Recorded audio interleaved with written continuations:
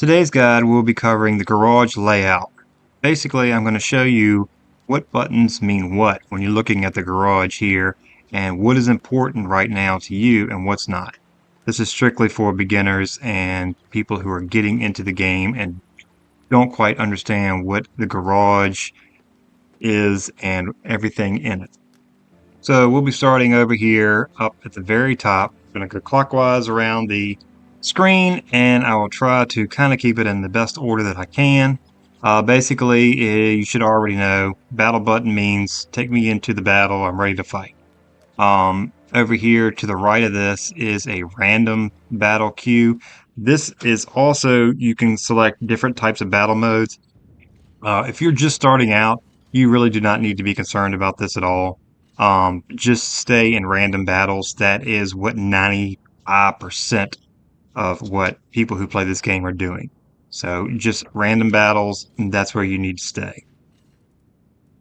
Um, Underneath here, you're going to see garage, store, depot, missions, campaign, service record, tech tree, barracks, tournaments, clans.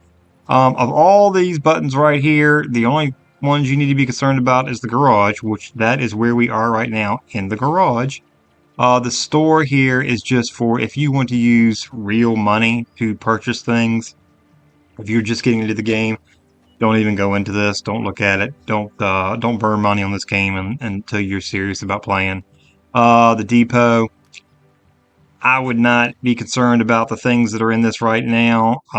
You're just starting. If you're not even up to tier 5 yet, don't even worry about the depot. Ignore it. Missions, they're exactly what it says, missions. You can look at these if you like, go through them. Basically, as you play the game, you will kind of complete these things. So you really don't need to get into that. Campaigns, this is something you can't even start even working on until you've got at least a tier 4. I think in some instances it's tier 6 even. Campaigns, just leave it alone. Service record, this just shows how well you're doing things in the game. Your damage record, experience record, battles fought, all statistics that you would like to view. Don't think that it really tracks your World of Tanks record. You get a certain amount of battles. I think it might be 100, and then it'll start tracking this. And it tracks all your medals and stuff like that. It's just something that you can look at to show your rating and statistics. Tech tree, this is a pretty important one here. This is going to show you all the tanks from each nation's tech tree.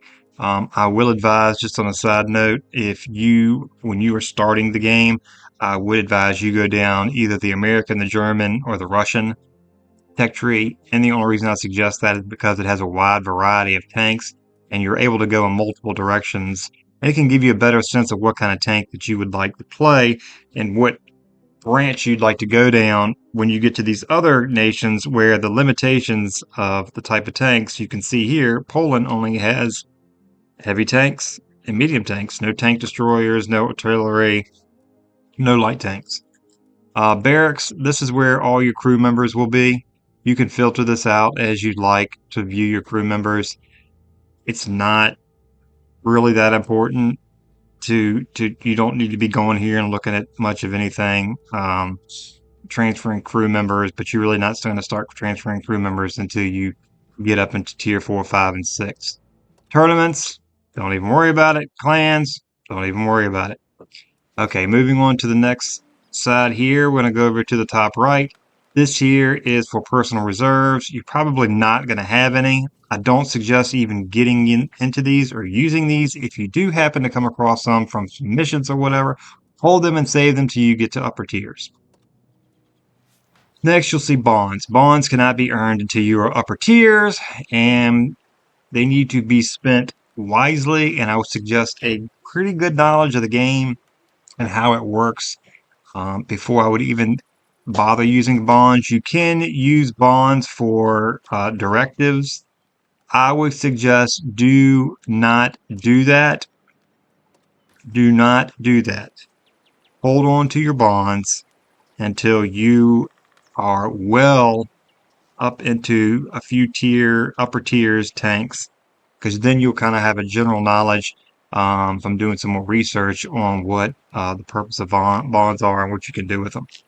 This is your gold, of course. This is what you buy with real life money. It can be used a variety of reasons. I use it to transfer crew members to other tanks. When I move on to the next tank and you have to transfer your crew members over, I use the gold to transfer my crew members over at 100%. That's just personally what I use it for. I try not to use it for anything else. You can use it to detach equipment. I think it's kind of relatively cheap. Like it's 10 cent, 10 gold, to remove equipment. Next over here is your credits. This is your in-game money that you earn from battles. This is what you will use to purchase modules for your tank and tanks. This is your free XP. This is XP that you earn when you play battles that can be used for buying modules or upgrading crew members or buying new tanks. It's just a little bonus that you get from battles that you can kind of use the way you want to use it. So if I'm playing in this medium tank here, I will accumulate free experience. I can take that free experience and I can use it on another tank of another branch, however I want to use it. The research button here is very important. This is where you're going to go to research modules when you acquire enough combat experience to unlock them. You will have to also purchase them with credits once you have unlocked them. As you can see right here, it shows combat experience, which that is earned on this tank as you play the game. Then it has total experience.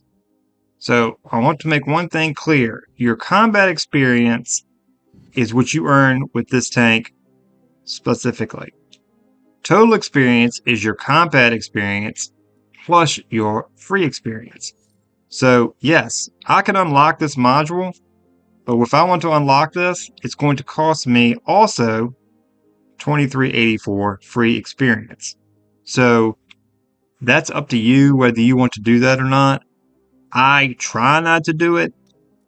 There are some tanks in the game that are very painful to play with stock guns and engines and tracks. So that's completely up to you. That's for another video.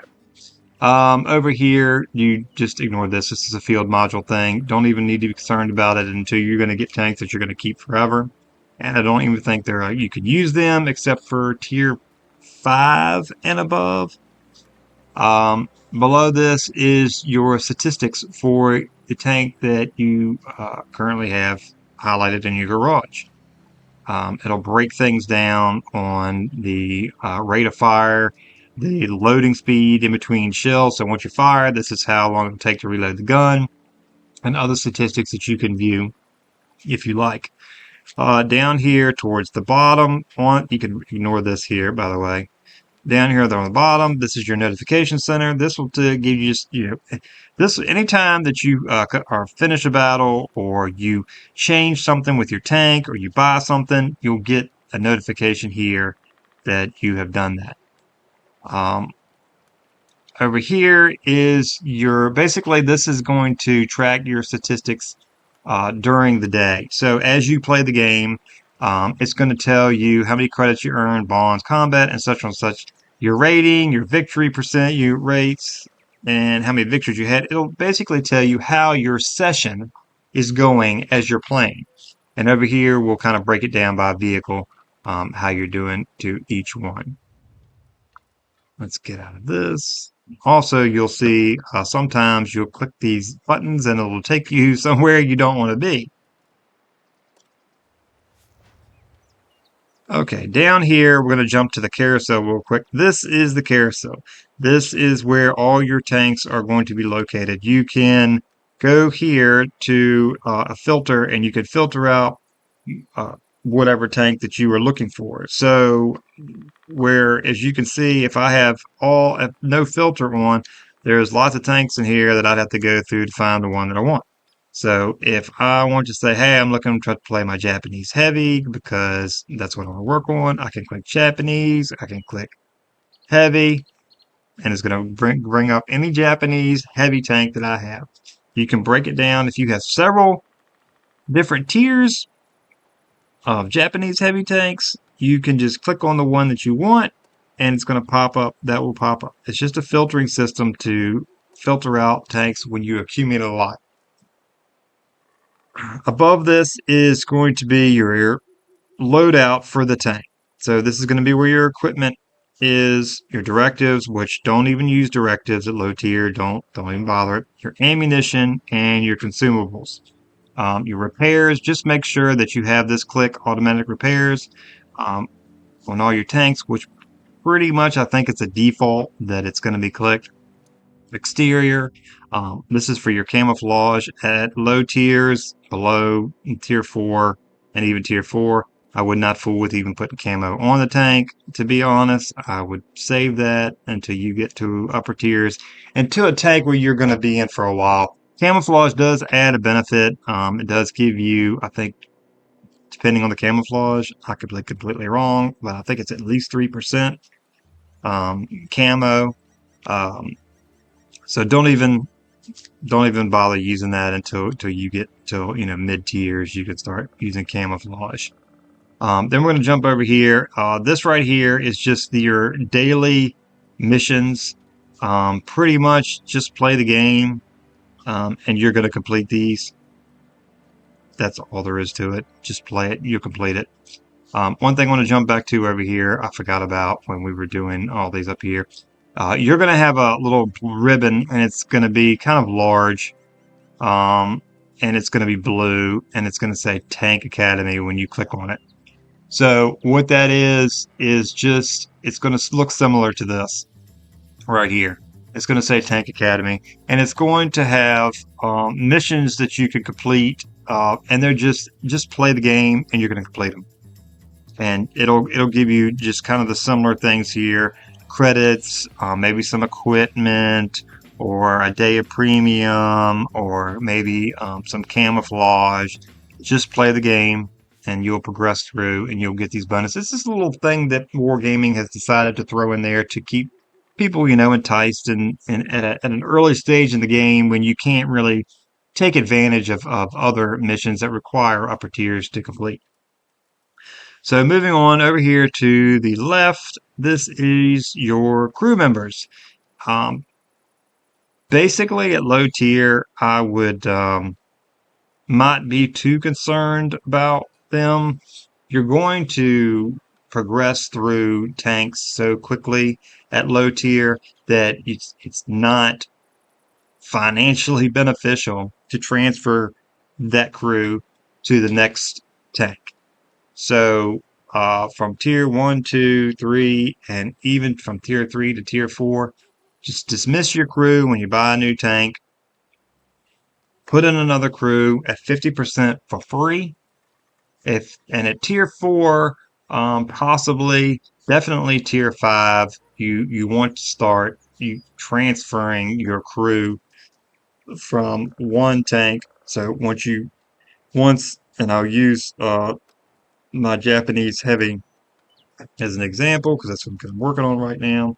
So when I get enough research to unlock this tank here, I will take this crew and I will transfer them to the next tank. So when I go to sell this tank, it's going to give me an option, and I'll show you here. It's going to give me an option to send them to the barracks or dismiss them. At low tiers, you just want to dismiss them because you're not going to have accumulated any crew skills that are beneficial. So you're going to dismiss them. You're going to type in the amount, any equipment that you may have attached. We'll go back to the garage. The crew will get dismissed. You'll buy the next tank. Now, it'll be up to you. You can buy a new crew. I know the 50% crew, all the crew members are free. 75% crew, it's going to cost you 20,000 credits, these right here, per crew member. If you train at 100%, it's going to cost you 200 gold per crew member. And basically what that means is you will have them trained at 100% and they can start training crew perks. That's something for another video. at low tier, at the most going from tier 4 to tier 5, I would do a 75% group. And that's all that I would do. So basically, this just wraps up the garage, more or less. I really wouldn't worry about anything that I did not cover in this video. Um, this is the basics. This will get you started. This will get you rolling. So you can get into the battle and earn experience. I'm going to make a few other videos that get a little more in depth on each thing on in the garage, and the crew members and research and whatnot, the maps and all that stuff, types of tanks and tech trees you should go down. But I just wanted to get this out there because I know the garage can be a little bit intimidating at first because there's a lot of buttons here, and you want to make sure you're doing the right thing, going the right direction. So I hope this helps you out, and until my next video, have a good one.